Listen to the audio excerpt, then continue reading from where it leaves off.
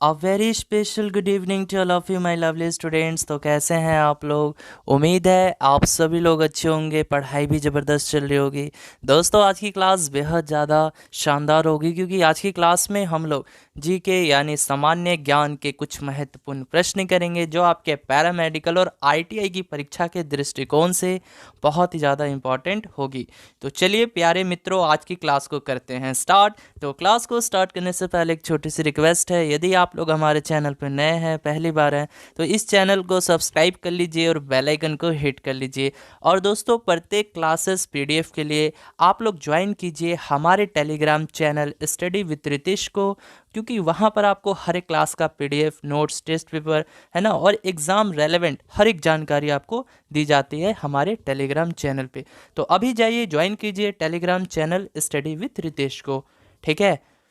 तो चलिए प्यारे बच्चों आज की क्लास को अब हम लोग करते हैं स्टार्ट। तो पहला क्वेश्चन आपके स्क्रीन पे आ चुका है प्यारे बच्चों। पहला क्वेश्चन है, बादलों की दिशा और गति नापता है। जल्दी से बताना है, बादलों की दिशा और गति नापने के लिए किस यंत्र का प्रयोग करते हैं? बैलोमीटर, नेफोमीटर, ट्रगोमीटर या टैकोमीटर? जल्दी से जवाब देना है। सभी स्टूडेंट इस प्यारे से क्वेश्चन का आंसर करेंगे। बादलों की दिशा और गति को अगर मेज़र करना हो तो इसके लिए बेसिकली हम लोग किस यंत्र का प्रयोग करते हैं?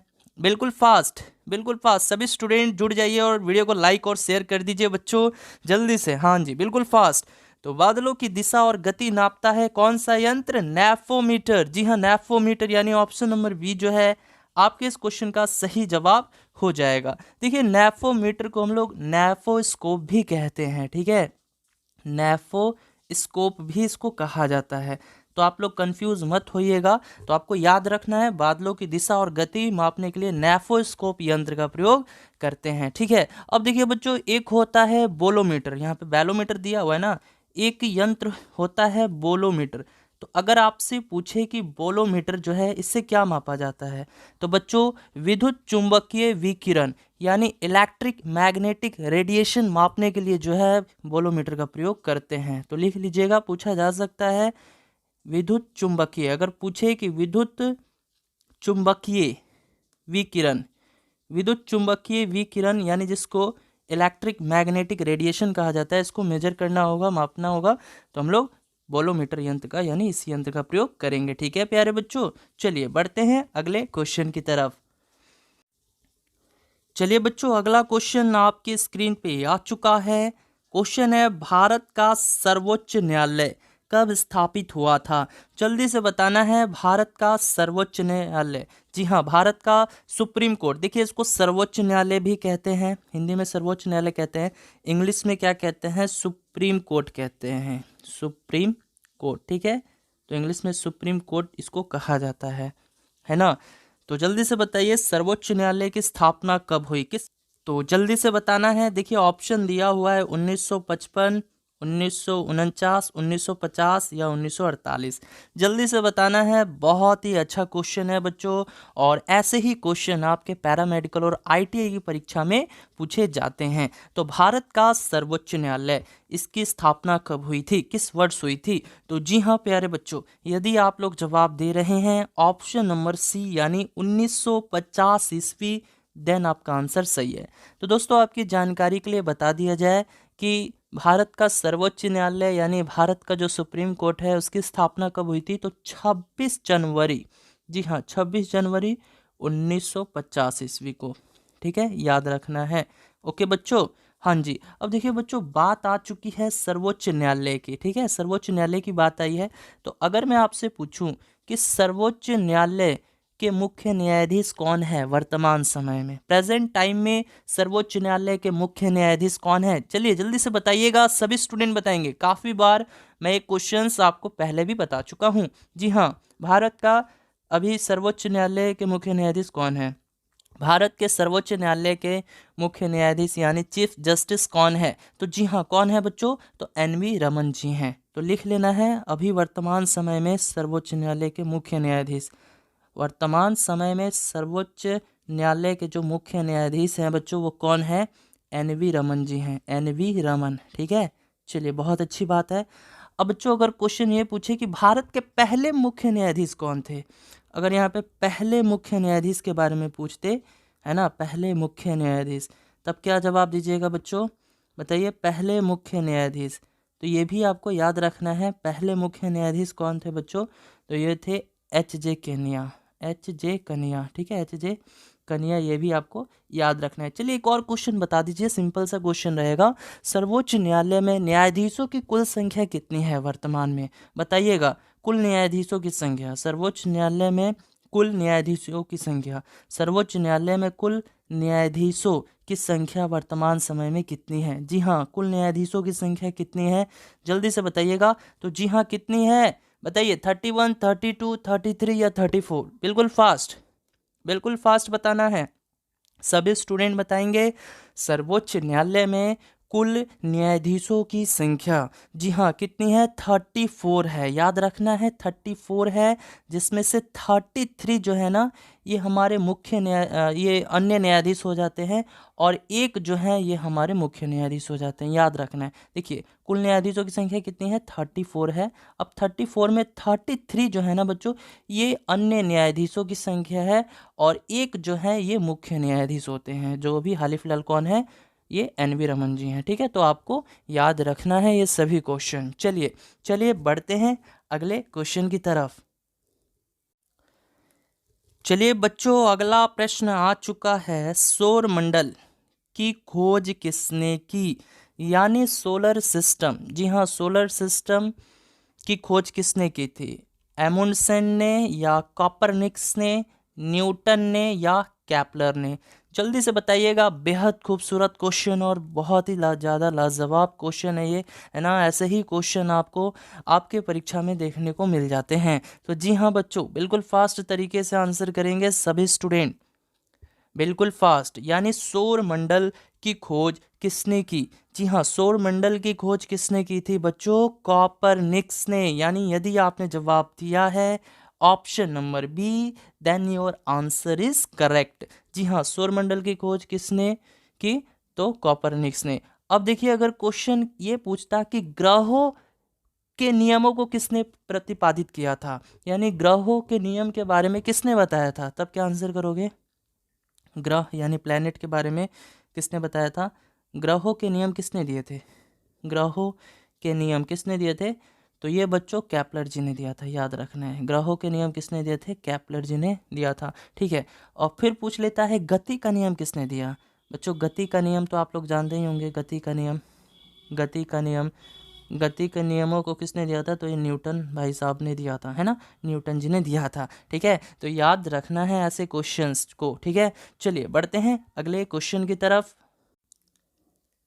चलिए बच्चों, अगला प्रश्न आ चुका है, साल्टो एंजिल जल प्रपात कहाँ पर है, साल्टो एंजिल एक वाटरफॉल है, और ये कहाँ पर है, किस देश में है, कनाडा, भारत, फ्रांस या वेनेजुएला, जल्दी से बताइएगा बच्चों। बहुत ही लाजवाब क्वेश्चन है, बहुत ही अच्छा सा प्यारा सा क्वेश्चन है ना। जल प्रपात यानी वाटरफॉल से भी संबंधित कई सारे क्वेश्चंस आपके परीक्षा में पूछ लिए जाते हैं, है ना। तो जल्दी से बताइएगा, साल्टो एंजिल जल प्रपात कहाँ पर है, सभी स्टूडेंट आंसर करेंगे, बिल्कुल फास्ट, बिल्कुल फास्ट आंसर करना है हर एक स्टूडेंट को। साल्टो एंजिल जल प्रपात कहाँ पर है, तो वेरी गुड, यदि आपने जवाब दिया है option number D Venezuela, then आपका आंसर सही है। तो याद रखना है, साल्टो एंजिल जल प्रपात वेनेजुएला के बोलीवर राज्य के ग्रान सबाना क्षेत्र में स्थित है, ठीक है। और बच्चों, ये विश्व का सबसे ऊंचा जल प्रपात भी है, तो याद रखना है, पूछा जा सकता है,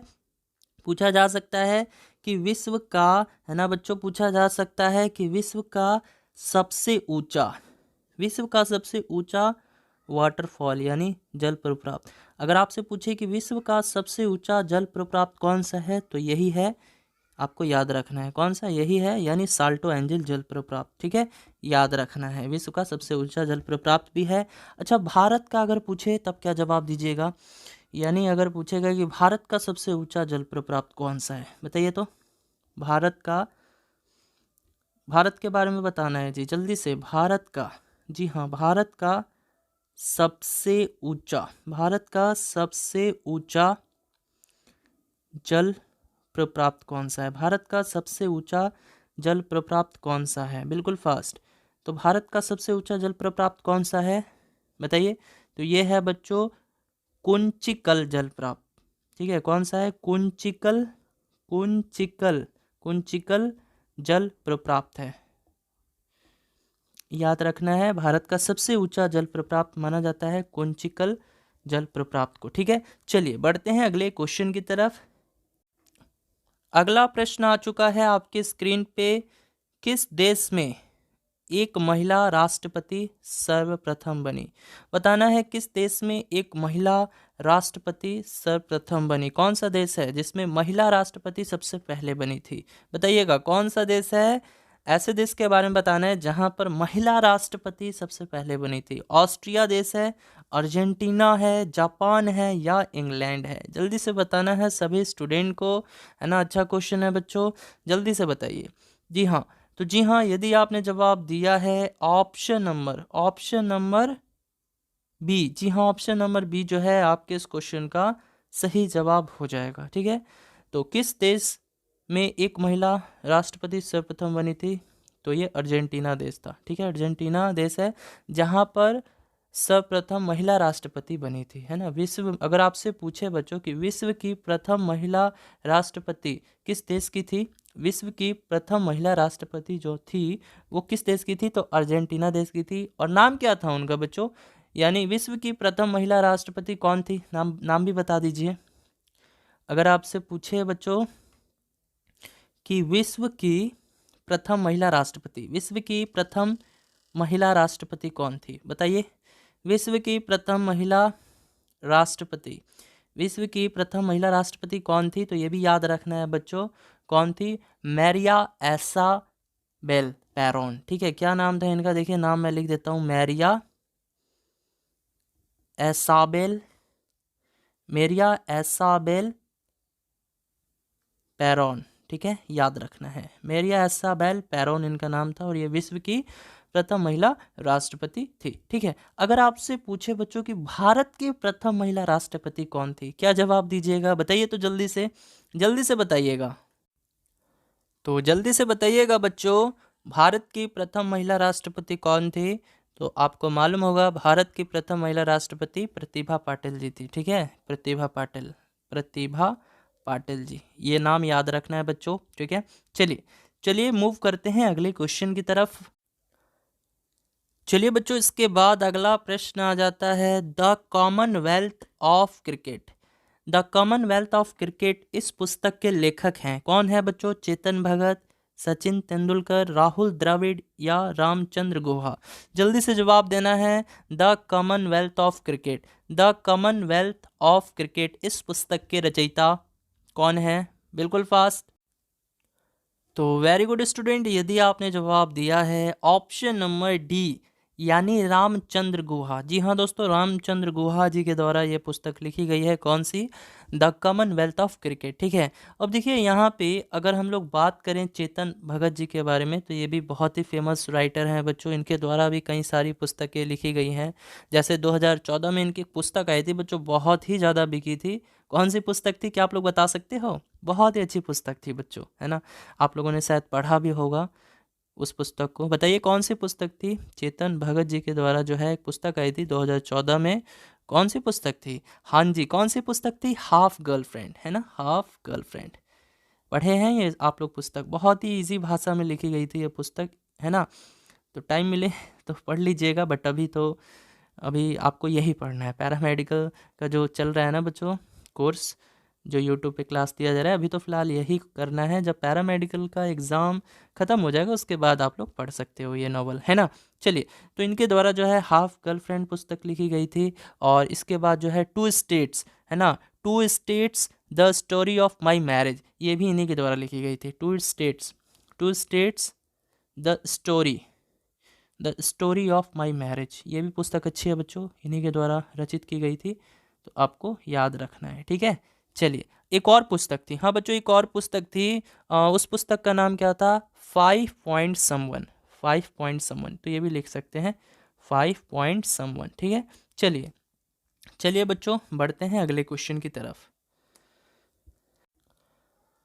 चलिए बच्चों, अगला प्रश्न है, चलचित्र आक्रोश के निर्देशक कौन थे? चलचित्र का मतलब क्या होता है बच्चों? चलचित्र का मतलब होता है चित्र तथा ध्वनि के साथ प्रस्तुत की जाने वाली कथा या कहानी या कोई भी मूवीज वगैरह, है ना। तो चलचित्र आक्रोश जो है, इसके निर्देशक कौन थे? संजय लीला भंसाली या शेखर कपूर, श्याम बेनेगल या सत्यजीत रे? जल्दी से बताना है, सभी स्टूडेंट बताएंगे, बिल्कुल फास्ट, बिल्कुल फास्ट आंसर करेंगे सभी बच्चे।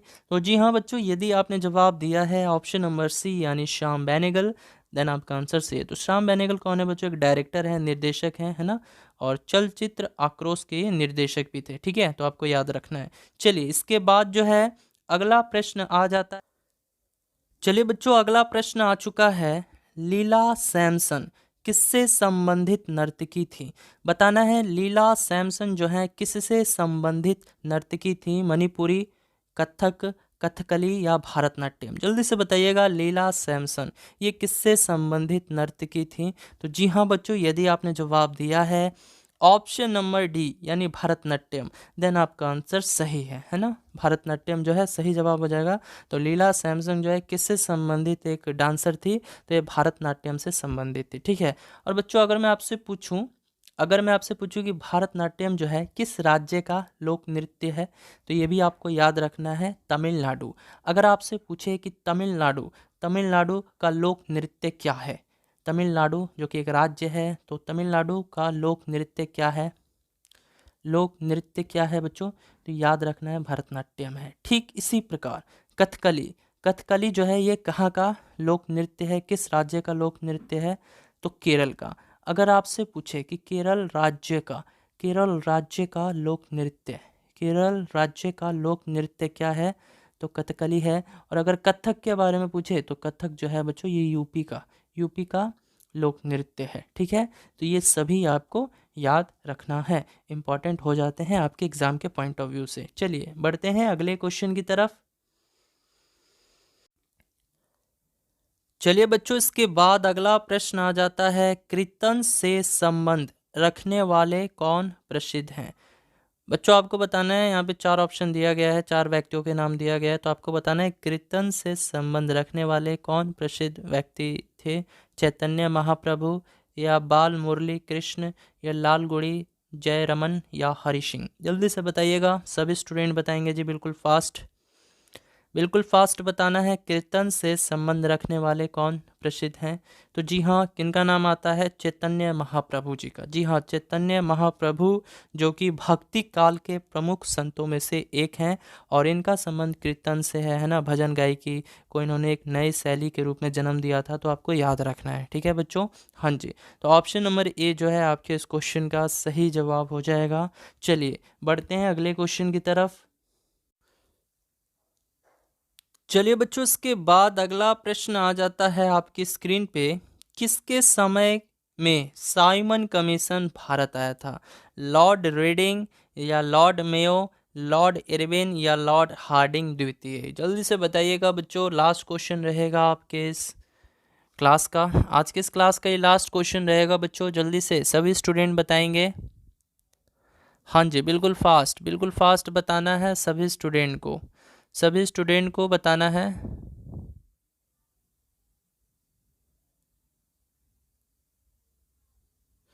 हाँ जी, तो वेरी गुड स्टूडेंट, यदि आपने जवाब दिया है ऑप्शन नंबर, जी हाँ ऑप्शन नंबर सी सी सही जवाब हो जाएगा।